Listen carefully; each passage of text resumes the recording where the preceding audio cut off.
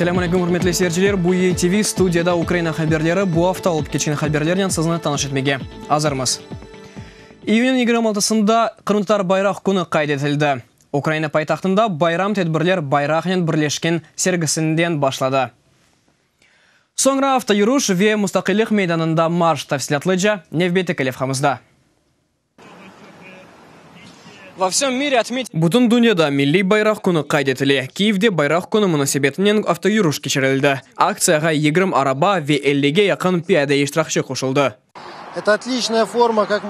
Böyle şekilde bu günge koşulmak pek yaxşı bir fırsat. Avtoyuruş 2010 senesinden keçe. Onu Kırım'da da geçireyediler. Fakat işgal başlanmazdan bu iş kıyınlaştı. Onun için onu Kiev'de ötkirmege karar aldık. 2015 seneden avtoyuruş Kiev'de keçe.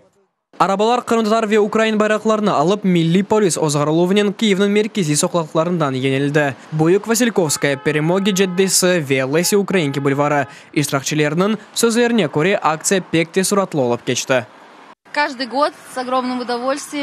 Акцияда yıl memnuniyetle iştirak etemiz. Yanımızdan geçken arabalar selamlaganda kuvanamız. Olarga da cevap olarak signal beremiz. Milli marşımızını koyamız, kuvanamız. Çünkü bu buyuk bir bayramdır.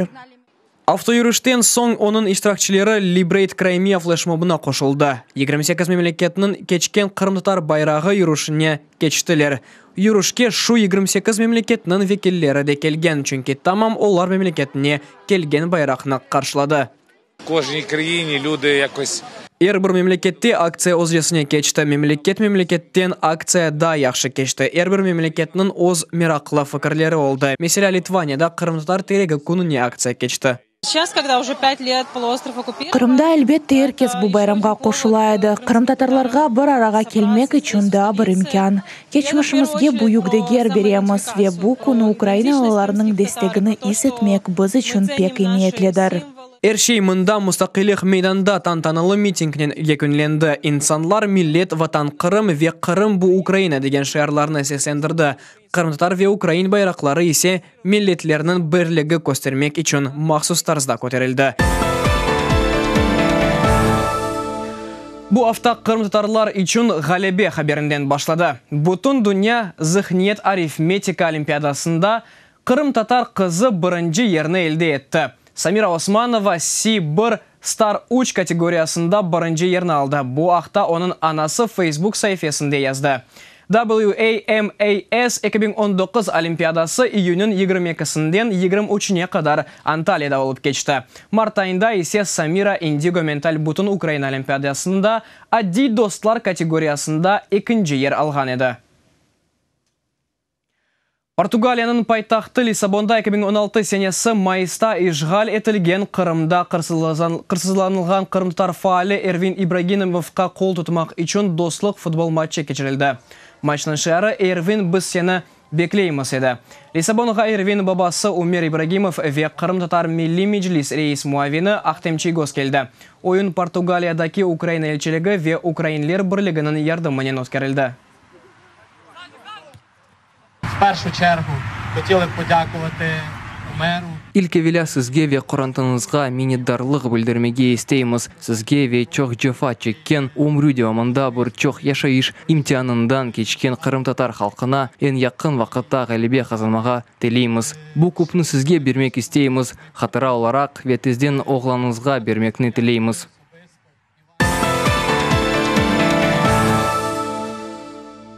Amerika Birleşken Devletleri Devlet Departamentinin Ukrayna meseleleri mahsus temsilcisi Kurt Volker Rusya'nı stansiya Luganska kasabasından ağır silahlarını geri çekmege ve kanunsuz silahlı müfrezelerini silahsızlandırmaga çağırdı. O Avrupa İşbirlik ve Təhlükəsizlik Teşkilatı misiyanın nezareti altında Ukrayna harbiylerinin geri çekilmesini doğru dep sandı. Bu hafta o öz Twitter sayfasında yazdı ve bu Ukrayna tarafından doğru adım olganını dedi. Geçenlerde Ukrayna askerleri Stanitsa Luganskaya yoklav geçidindeki mevzilerinden geri çekildi. Snas öyle vaxtında Avrupa'da İşbirlik ve Təhlükəsizlik Teşkilatı'nın vekilleri nezareti altında başlandı. Donbass'ta ordularının geri çekili hakkında gelişme Minsk anlaşmaları çerçevesinde imzalangan edi. Ve bazı bölgelerde o gerçekleştirildi. Ama Stanitsa Luganska kasabasında daima bozulaydı. Украина делегациясы наразылық білдіріп, Авропа Шурасы парламент ассамблеясының отырышуындан шығып кеткен еді. Киев темсілшілері отырыш залында тек Москваға сәлейкетлерінің қайтарылмасына итираз білдірмек үшін вақтынша қайтажақ. Бұл уақытта Украина делегациясының башы Владимир Арьев білдірді, Авропа Шурасы органларының фаалиетінде Киевнің илердегі иштирағы да белгілі. Меселені ал етмек үшін делегация Украина президенті ве Украина тышқы ішлер назерлігінде мұражат етті. Володимир Зеленский ассамблеяға Русия делегациясының қайтарылмасыны қарарнен мемнун олмағанына білдірді. Тәфсилатлы мұхберіміздің левқасында. 5 жыл олмамасызлықтан сон Русия делегациясы Кене Авропа Шурасы парламент ассамблеясының отырыш залында ве бірінші оларақ о ассамблея рейс Муавинова севесіне оз намезетіні теклиф етті. Бұл Қырым ишғаліне қол тұтқаны үшін Авропа бірлігінің санкциялар жетвелінде олғанлар Мебиус Леонид Слуцкий. Бұл вазифеге екене намезет олғаны үшін Слуцкий автоматик оларақ сайланмақ керек еді. Амма Украина делегациясы рейв беріп олмасыны талап етті. Рейс Муавины ақшамке отырышта қапалы тарзда сайланacak. Bu yerде отырыш залында Авропа Шурасы парламент ассамблеясының иш тәртібіне riayet etmelimiz. Bu mecburiyetlер шымдaki вақытта залда болынған делегацияның бір азасына айет. Bu yerде жинайетчілерін берберлікте болынып оламайық.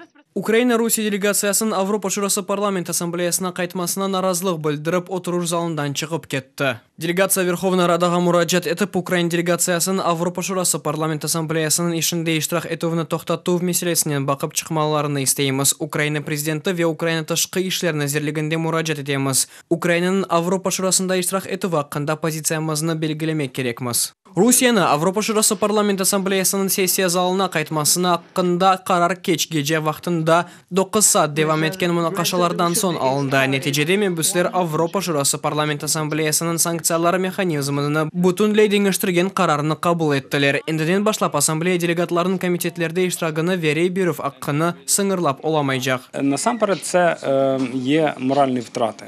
Теренже бақсаң нені көрмеге мүмкін бойлы етіп, тек Украинаға қаршы дегіл, амма ғарып мемлекетлеріне де гибрид стратегияның әмелге кечірілуі үшін yol açıla. Misal olarak arizalar kullanıp, oz көзетежілеріні сайлауларға yolлап.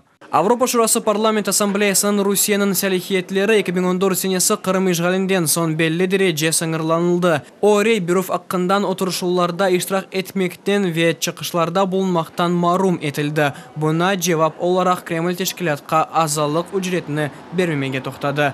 Бүгінде оның боржы 70 миллион евродар. Бұндан себеп бұл айда парламент ассамблеясы Русияның азлығындан бүтінлей марум етілуі аққында суалына ал етмек керек еді. 118 депутатів цієї організації проголосували. Авропа Шурасы парламент ассамблеясының 118 мебесі ассамблеяның бір дәне біле қарараны керчеклештірмейіп, Русия азылық үжретіні берсін деп рейберді. Олар үшін пара принциплерден да қиметлі екен. Енді бұл 118 Авропа сесечісі Донбасс ве Қырымда украинлерінің өлдірілігі ве саяси мебеслерге қаршы қоланған қылынувлар үшін месулиетледір.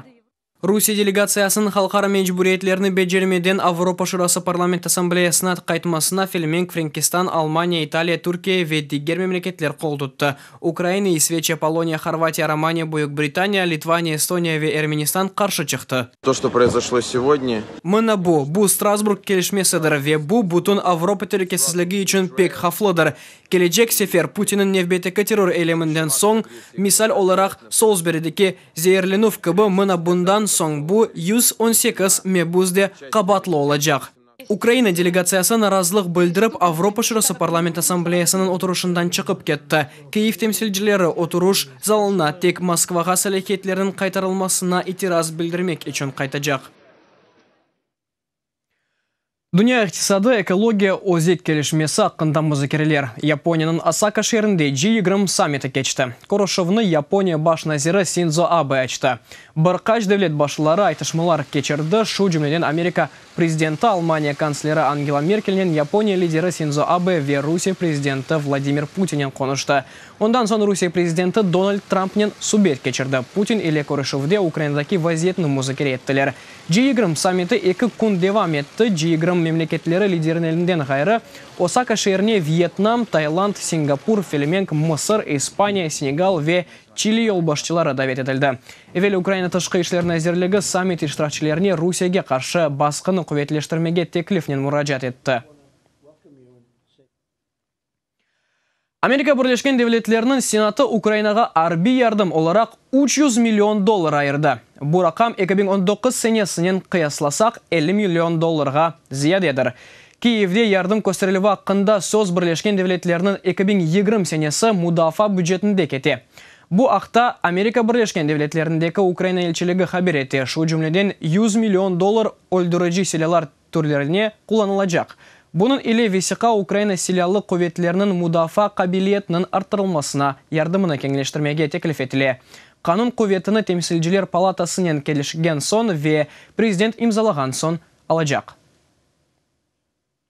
Бұдақыға бұл сонки хабарлер еді дататавсиялы жамалуматнен сіз біздің UATV сайтымызда таныша білесіңіз.